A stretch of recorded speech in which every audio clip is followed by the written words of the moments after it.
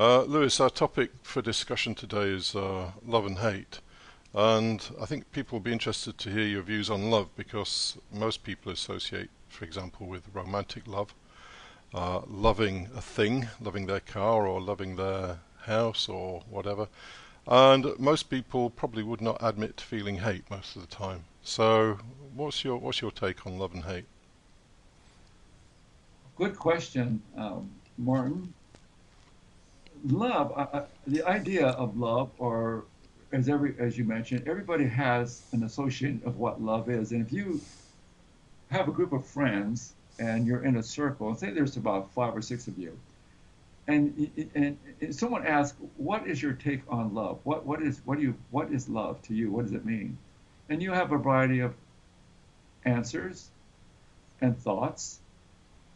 And the general feeling about love is that we love, say, our children, we love our spouse, we love our girlfriend.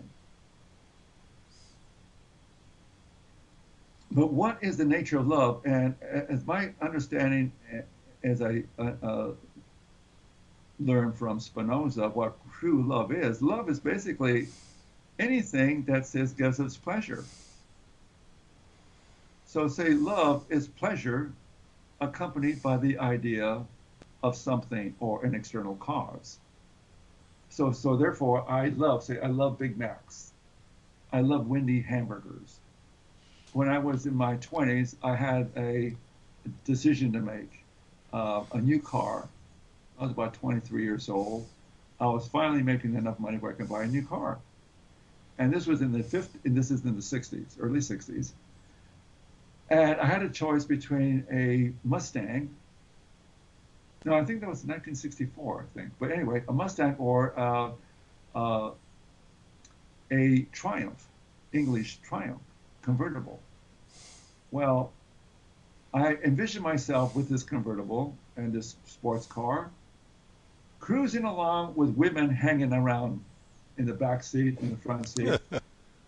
And so my desire was not only a car, and my desire, and so love, I wanted that car because it gave the imagination. I had this thought and feeling this will give me an ultimate pleasure.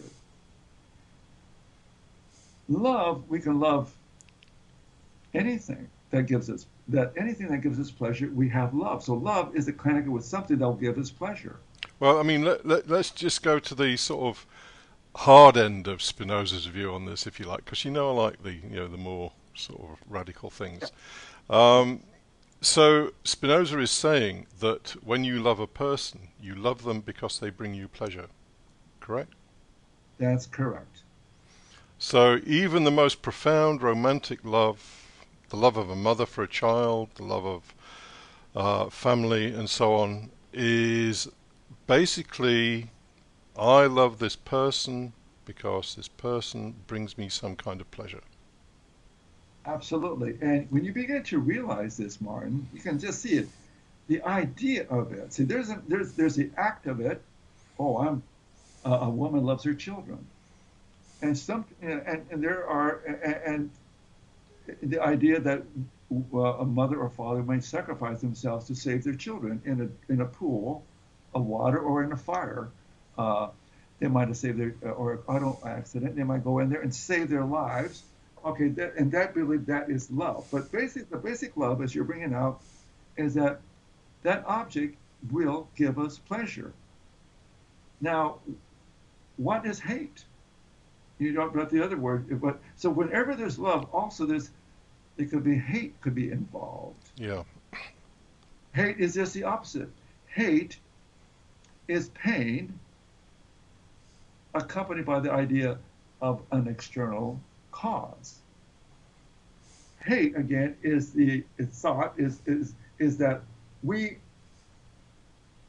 feel hate is we feel a pain. We yeah. feel uncomfortable. We feel hurt. I remember this young man. This is a terrible story. This young man who, and this was in the newspaper. Uh, he anticipated his girlfriend accepting his proposal of marriage.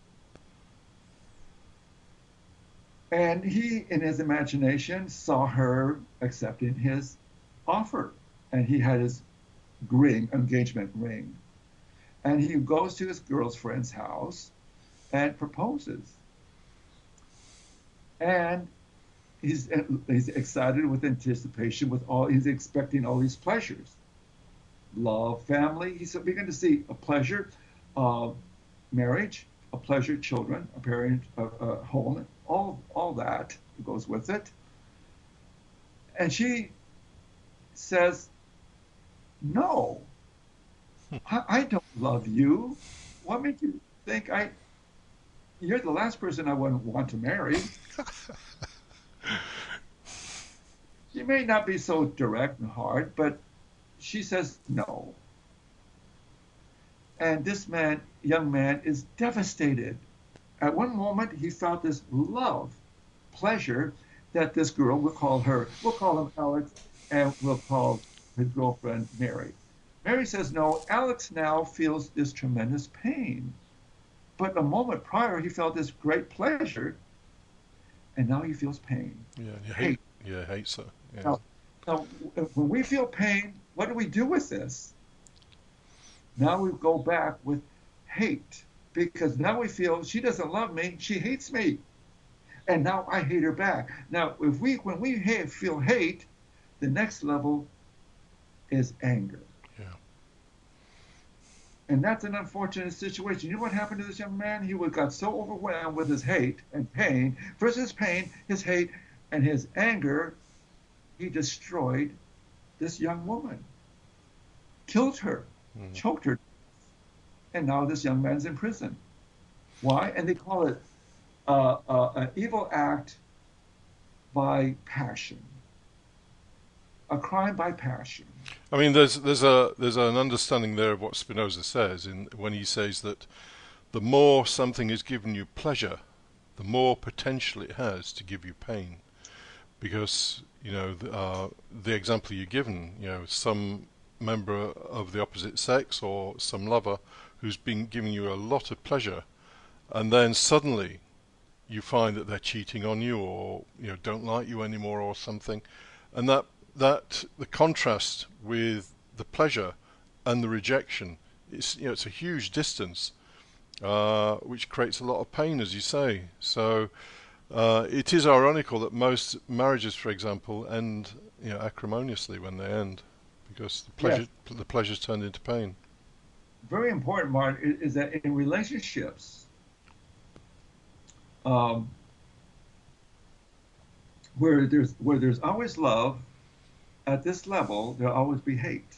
Yeah, And in some individuals, some couples, they might get into a fight and they hate each other, but then the next minute they love each other, yeah, and their passion is increased yeah, of love, of say whatever, sex is say enhanced by this fighting and getting together. And okay, so marriage and couples or same sex partners will always have this love hate relationship. Why? Why is this? Is because we live on a superficial level. Everything we gravitate towards that has love and hate in it is dependent on something outside ourselves. yeah, So pleasure is an increase of power, a feeling, good feeling. Good feelings is an increase of power.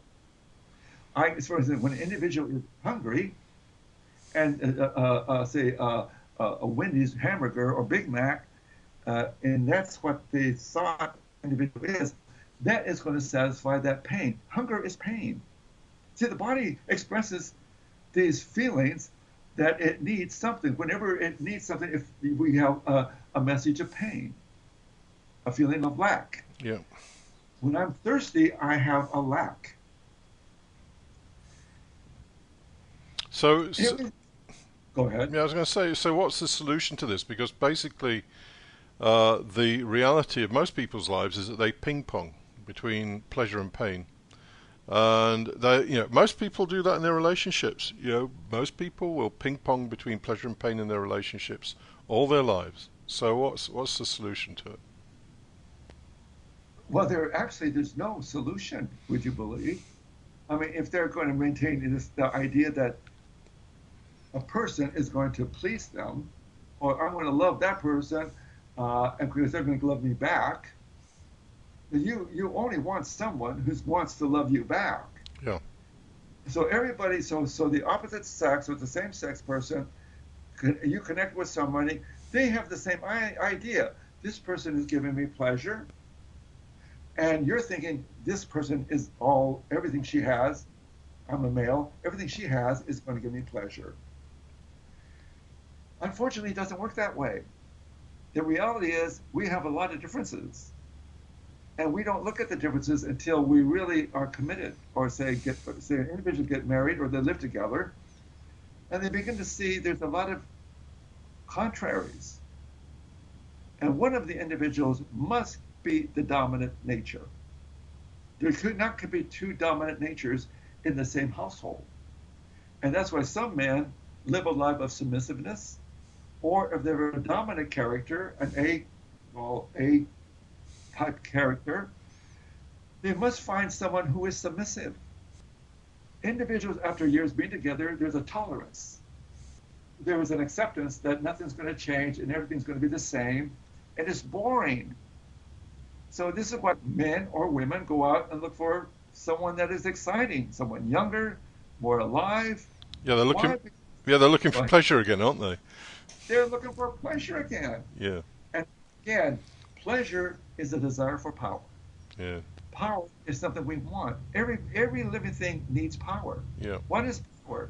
The power to sustain oneself in existence. So love is necessary to help us exist. So we love food, we love to drink, we love sex, we love to have shelter, we love cars. Everything has to do part, all this pleasure or this love has to do with how to exist and live. But we just don't want to exist and live. We want to really live. So yes, pleasure and hate and love is in everything we do in life. And we're always seeking something to give us pleasure. And we want to avoid the pain. Yeah. Yeah. It's Well, very simple.